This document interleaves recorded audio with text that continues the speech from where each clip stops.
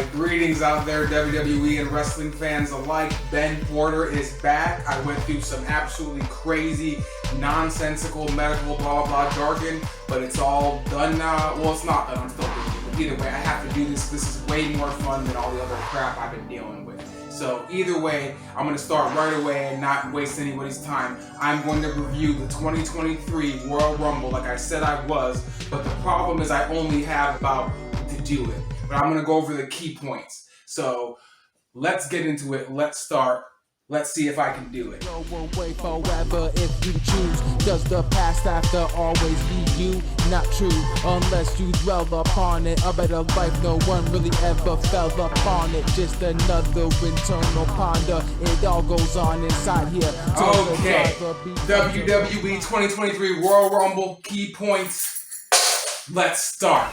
We have match number 1, which opens up the show, which is the Royal Rumble match, introducing Pat McAfee as a surprise guest announcer, which was awesome. The match starts with Gunther as one of the first entrants, and he is just killing it all over the place. Drew McIntyre and Sheamus come in, and then they end up having really good brawls with Gunther. Very good stuff here. Good wrestling, good royalty. Royal Rumble is what it's supposed to be. I loved it. Good stuff. Then I think entrant number 7 was Brock Lesnar, and that changes everything, of course, because he just goes crazy mad around the place.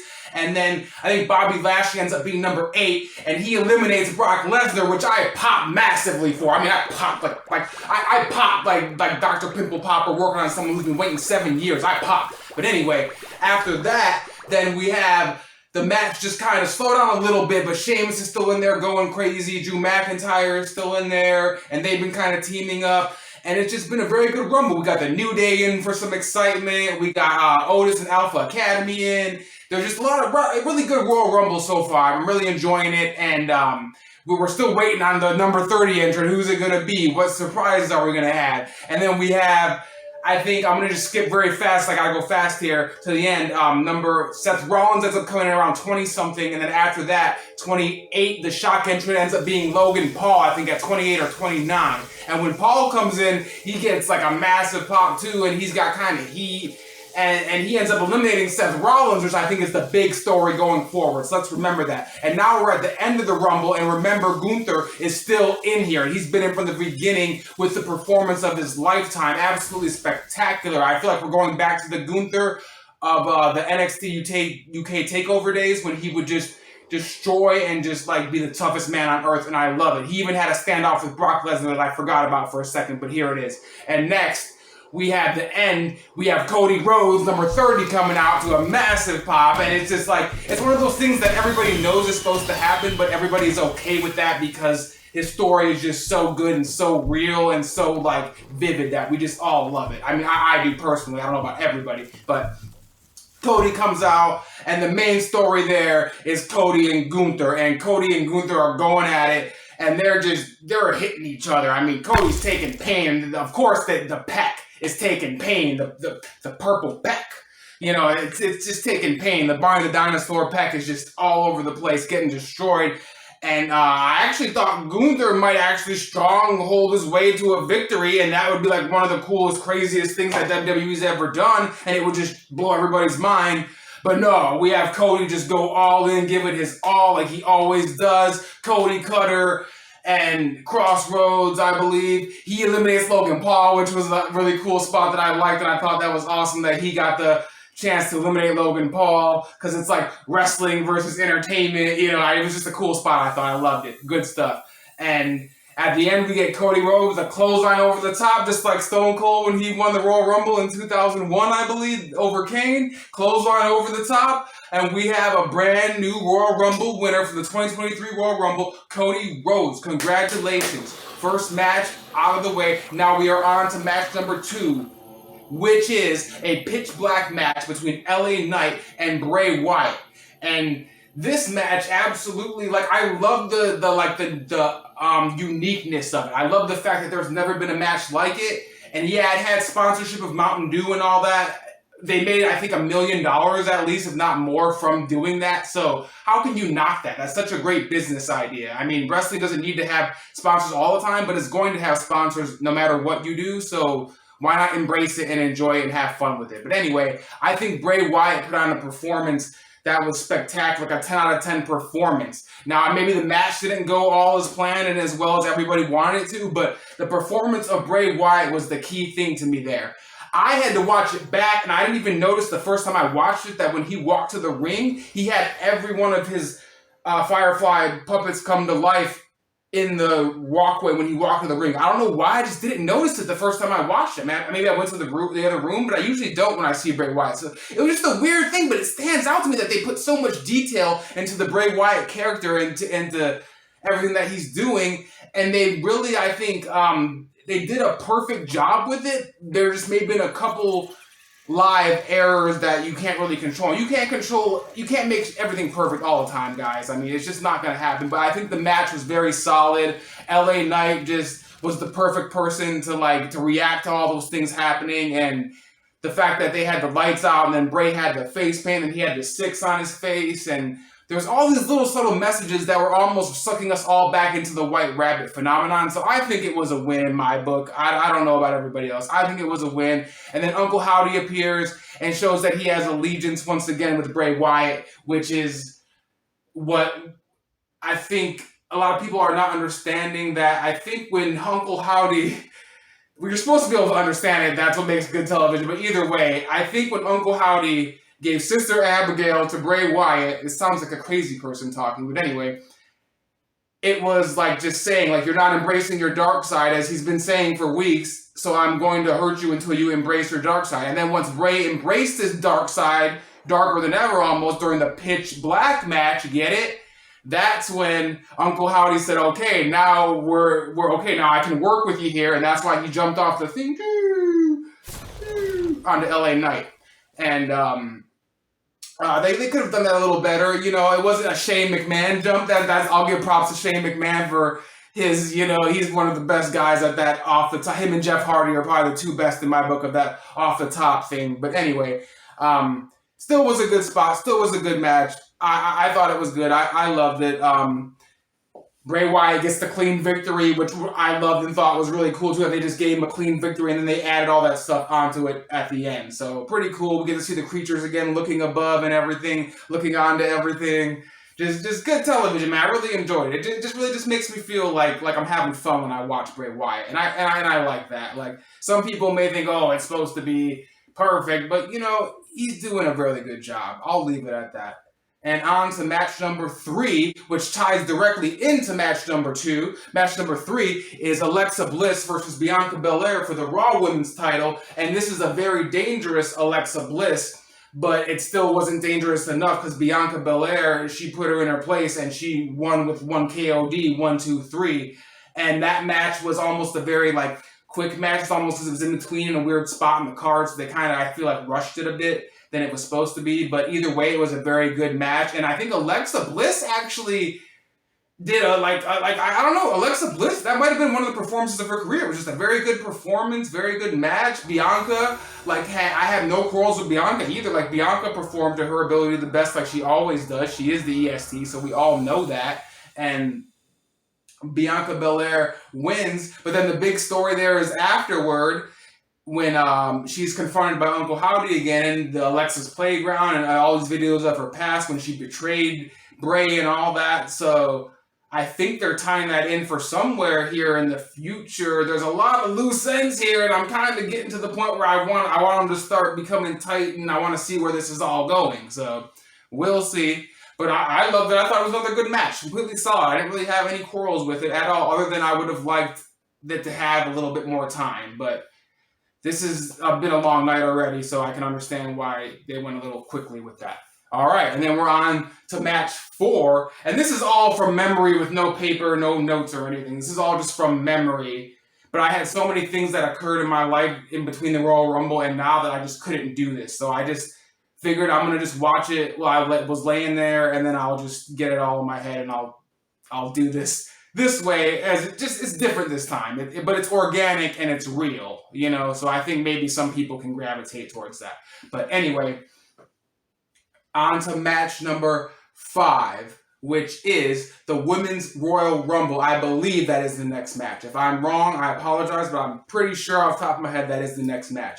And the big story there was from the Royal Rumble earlier, which I forgot to mention. When Edge came out, he got a huge pop, and then Edge just, of course, wants to destroy the Judgment Day, and that was a big story in the Rumble there.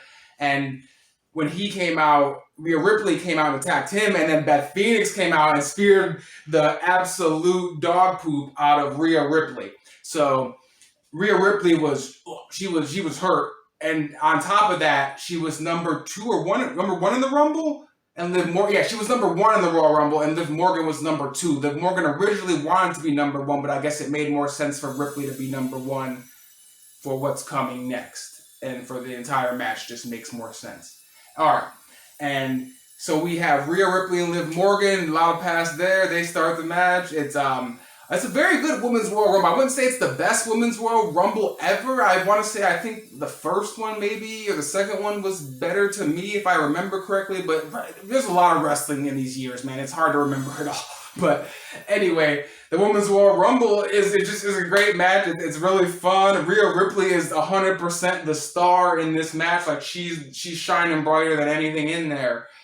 Just doing a spectacular job. Liv Morgan though actually she pulls like a really almost like Daniel Bryan-esque, like just staying in the ring and staying out of trouble and trying to stay in there and outlast everybody. And she lasts a very, very long time.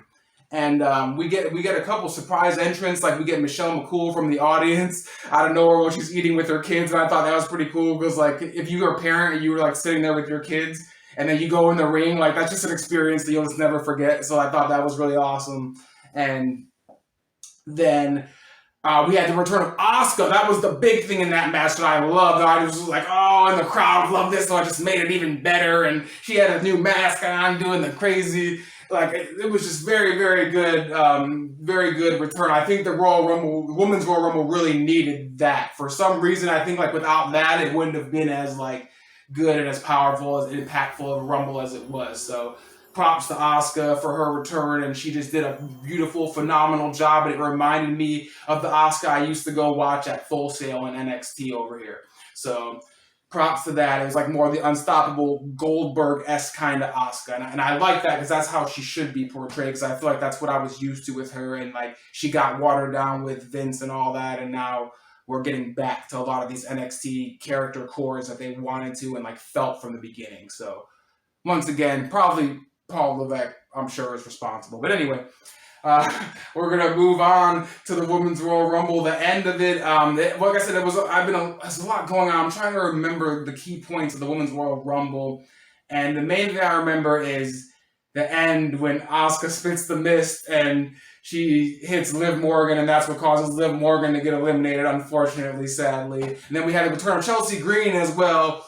And then gone within a second, gone with the win. She didn't even last. I think she's the quickest woman to ever get eliminated in a Royal Rumble.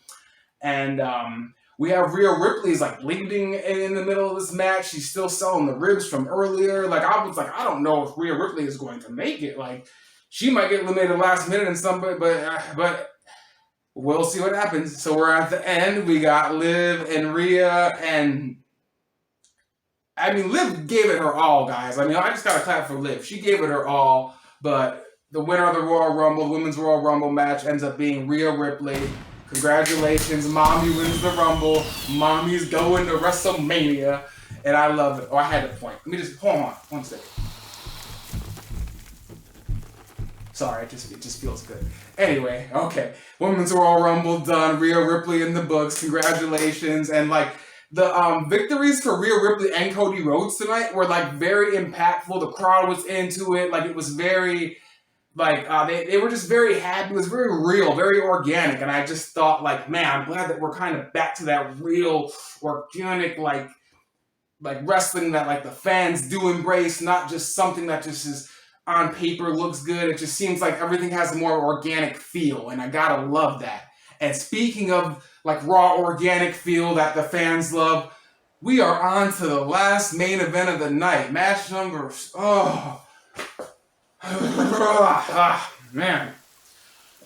match number 6, I think. Roman Reigns defending the Universal and WWE World Heavyweight Championship against Kevin Owens. But Roman Reigns has Sami Zayn in his corner. as well as the Bloodline, more than likely, you know. Sorry, I get really emotional about this match, guys. I'm trying to go fast here, but that match was just very emotional. I don't know why. Wrestling shouldn't make a man emotional, or should it? I don't know. Anyway, the match begins, and they have a really, really good, solid match. Like, for a WWE World Heavyweight Championship match, Kevin Owens and Roman Reigns, they put on. It was very good, very hard-hitting, very big, meaty men going at it. It was very, like, technical, too, at the same time as Kevin Owens has that technical prowess, and then he flies around for a big man. So it's like, it was just a very good, solid match. I didn't notice, like, any mistakes or anything like that in it at all. It was just 100% what, like, I wanted and expected to see. And, like, then when we get to the drama at the end, oh my God, when we get to the drama. And Kevin Owens, he was just taking a beating during this match. I mean, he was taking a whooping. Like, he was, oh man, like, he might have taken more of a beating in this match than I've seen anybody take a beating. And I seen Cody take that beating earlier in the night, but no, I don't know. Something about that Kevin Owens match, he just got destroyed. And he gave it his all. We end up getting a little bit of sideways interference. It's been a while since I've watched it now. I don't really particularly remember the end, but basically, I think Roman spears KO and gets the 1, 2, 3. A little bit of interference, maybe jaded that victory. I don't remember 100%, but either way, this is the big story here now, though, guys. Is at the end, Kevin Owens gets handcuffed, and the Usos and the Bloodline and Solo, they're just destroying him. I mean, they're just super kicking that out of him. I mean, like 20 super kicks. Like, it was like crazy. Like, like he was just taking it, and they're just pounding the heck out of him, and like Sammy is just watching on with the most amazing emotional look. It just like, if you watch that segment and you don't feel the emotion of Sami Zayn, like, you might not be human. Like, it's that good. And when Sami Zayn is just looking on as if, like, can you imagine that? Just someone that you love just getting just destroyed in front of you, and you just can't do anything about it because, like, this other thing is going on is bigger than that, and you have to make that decision at that split second. Like, just imagine how that would feel, because that's what it was. And when Sammy finally gave that look, and then Roman, like, it was like such a drawn-out good moment, too, and the crowd was biting it every second, and just the fact that he gave Sammy the chair, like, take the chair, and Sammy took the chair, and the crowd was just, they thought Sammy might actually be turning. And, you know, the fact that Roman, like, mushed his face, like, there was just so many key points to that were just so good, man. Just good television. Like, someone else would say good. Like, it was just very good, man. And then we get, like, we finally get it. Like, we finally get the turn of Sami Zayn. We finally get the face turn that we all wanted. Well, he's been a face, but you know what I mean. We finally get that turn that we all wanted of Sami Zayn. And Sami Zayn, he cracks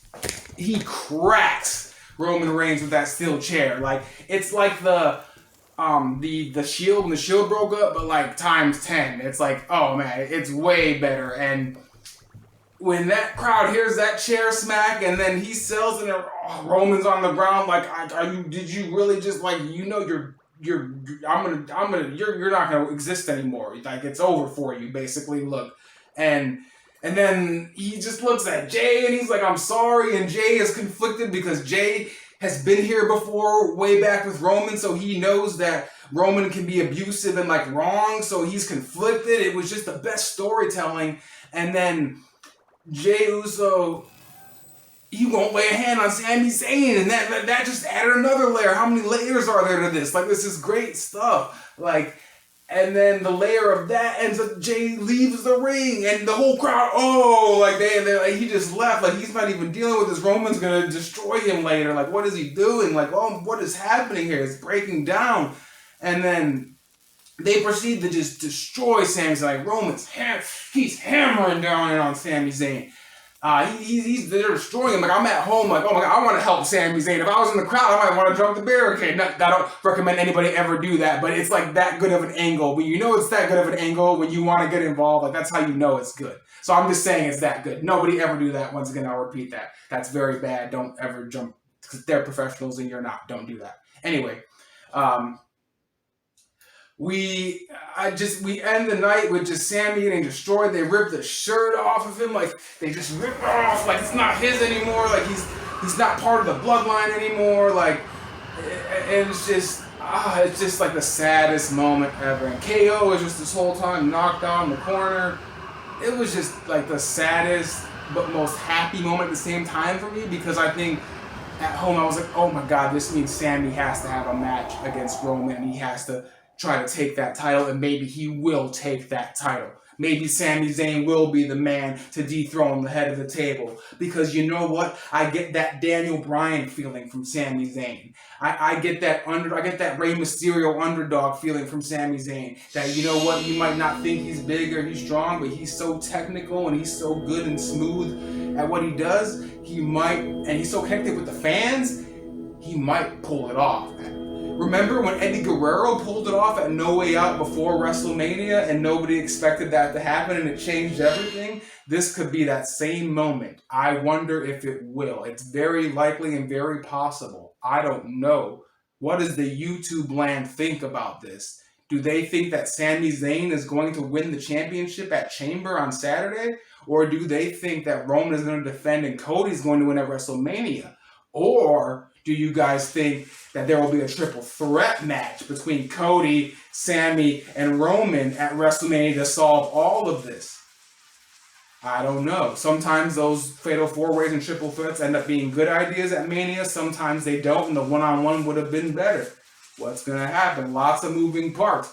I'm done. That was my review of the 2023 Royal Rumble, though. I'm Ben Porter. I am doing my best to communicate and do polls and to keep this thing going. But like I always say, everybody has a life outside of YouTube. YouTube isn't your entire life, even though you would like it to be sometimes. It can't though, because you got to help people and you got to be there for your family and things like that. You can't always be making YouTube videos. So thank you guys. Please like and subscribe. Have a great and wonderful day. And I'm excited. I'm getting ready because I think it's in a couple days. The Elimination Chamber, baby. What's going to happen? Special moments. Let's go. Ben Porter. I love WWE Wrestling. Back it up like millions, billions, with the work like trillions, gazillions. I'm first like mine, like I'm training my mind, like I'm training my mind right. I'm training my mind.